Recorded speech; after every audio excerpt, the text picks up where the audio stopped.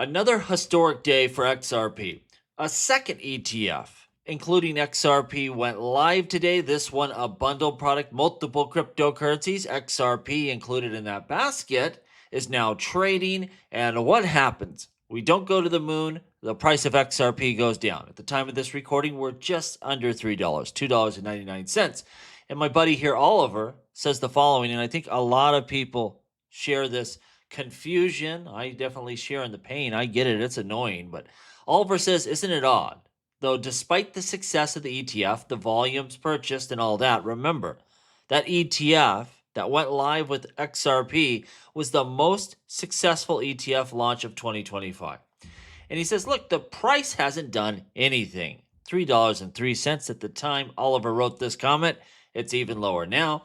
He says, in 12 hours after your video, no hate, love the content. I just don't get it. With the exception of the election results at the end of 2024, nothing seems to move the price of the asset. And again, I share in your pain here, but let's kind of look at this. What is going on? I think it's important to remember the fact that an ETF launched, that's not what's going to drive the price, is it? It's like, okay, great, this event happened. What now? Well, what now is you're going to start seeing more and more flows. And that's what we saw with Bitcoin. You see my chart here, that little finger pointing to the launch of the Bitcoin, the first spot Bitcoin ETF. I mean, this was historic, the first of its kind within cryptocurrencies. And what happened?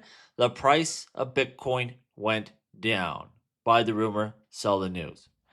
And we've seen this before, but did it have an impact on the price of Bitcoin at the launch when Bitcoin was $45,000? Well, you betcha it did, because institutions, major net worth investors, they kept accumulating and accumulating. And that compounding effect, well, to date, the new all-time high is 124,000 for Bitcoin. I don't think we'd be there without the ETF, to be quite honest here.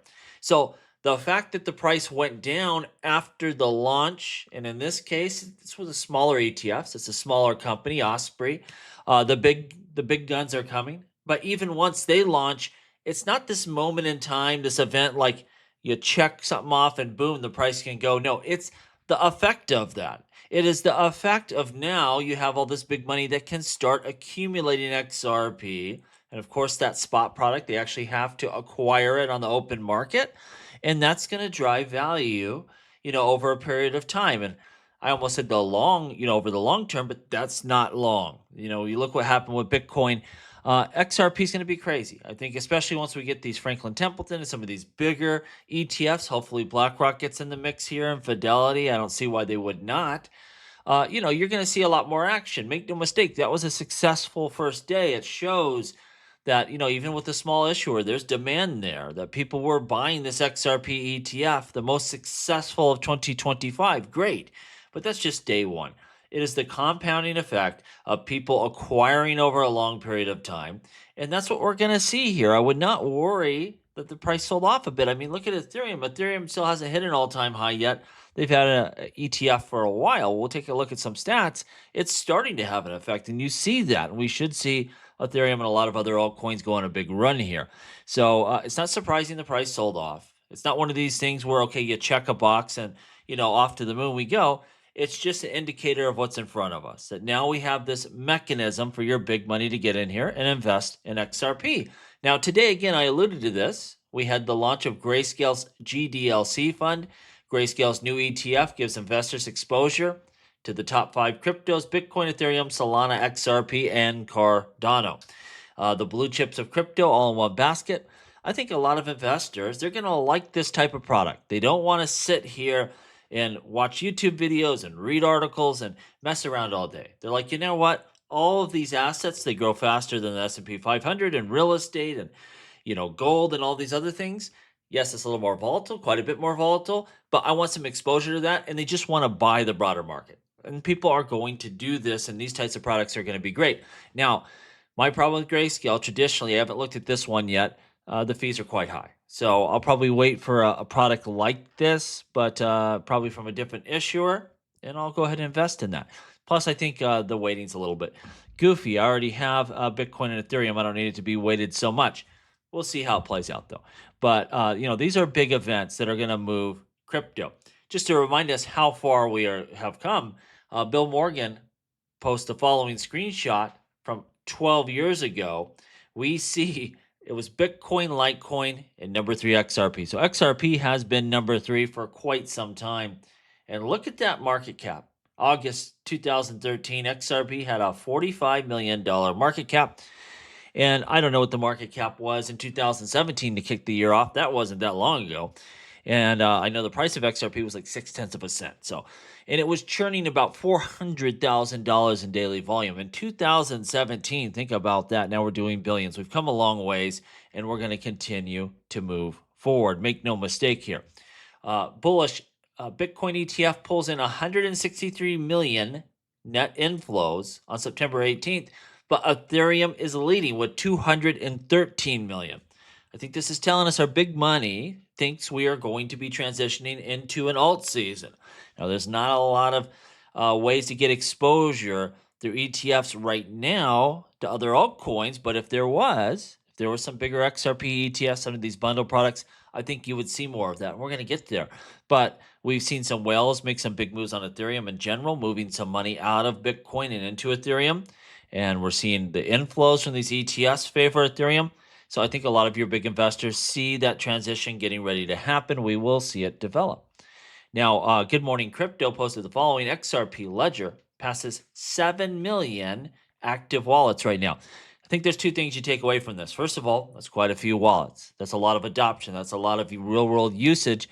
But at the same time, it's early, man. That's not, when you think of global, we got a lot of room for growth. So it's good in both areas. We're seeing a lot of activity. At the same time, the growth in front of us is not limited at all. Grayscale, now they have filed an amended S1 to convert its Dogecoin trust into an ETF under the ticker GDOG. I'm not much of a meme coin investor. I don't have any Doge. I won't be buying this, but it just shows they're going to expand. You're going to have a lot of options. And again, for me, what's going to be interesting is those bundled products. Like if you have smart contracts, staking ETFs, if I can get exposure just to the DeFi sector really easy, these kind of things to me would supplement my regular crypto investing, where I might just want to get a whole sector in one pop, and that would be quite attractive, assuming that the fees are all right.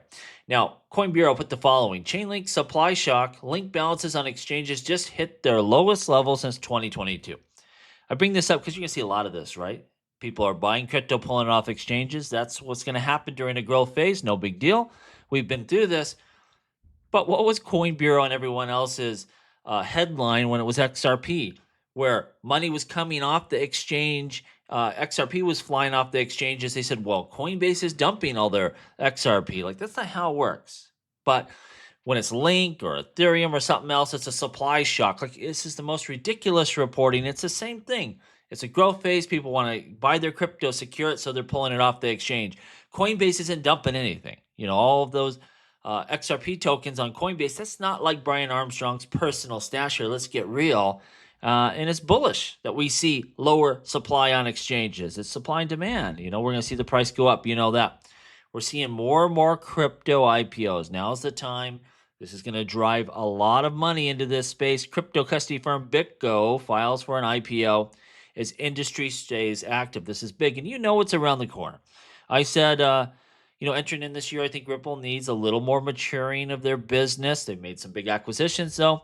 I wouldn't be surprised if we saw Ripple maybe go public as early as next year. To me, that feels kind of right there. Stablecoin business can get going, custody, everything else they're doing. We'll see how it plays out. They don't have to do it. They don't need the money. I think the main thing the stock would be more liquid. So you want to go after those key employees. They want stock options. I think it would help the company long term. We see this breaking. S&P 500 extends its run into record high territory, now up 38% since April. This officially marks one of the best 5-month rallies in the history of the S&P 500. 16 trillion in market cap in 5 months. A lot of growth going out there. And this is my opinion: when people start looking at stocks, when they're looking at gold, when they're looking at real estate, really crypto presents an opportunity here. The undervalued asset is crypto assets at this point in time. You've had a lot of risk taken off the table. You've had the integration with traditional finance with these ETFs. You're going to see a lot of adoption. We've heard that from Tom Lee and others that banks and institutions, they're going to start using this technology. All that means one thing: crypto should go up in value significantly. And for the broader market, we haven't seen that. Not for altcoins yet. XRP, it's up quite a bit from 50 cents. But to me, that's catch up. That's not growth. That's kind of starting to catch up to where we should have been. Ethereum's not at all-time high. XRP is not where it should be. Cardano, you name it. And it's going to, because the value should be higher, again, in my opinion here. Lastly, you want to get yourself a new hardware wallet. The affiliate link down below, it helps out the channel. The one that I think is the best deal is the Ledger Stacks. You get that little bit bigger screen. They have a more expensive model, the Flex. It looks cool and all that stuff, but to me, the deal is the Stacks, but they all have the same security. You want to get one of the cheaper ones, great. Check it out. You want to help the channel, affiliate link down below. Let me know what you think. As always, please like, please subscribe. The revolution will be televised right here on Jungle Link.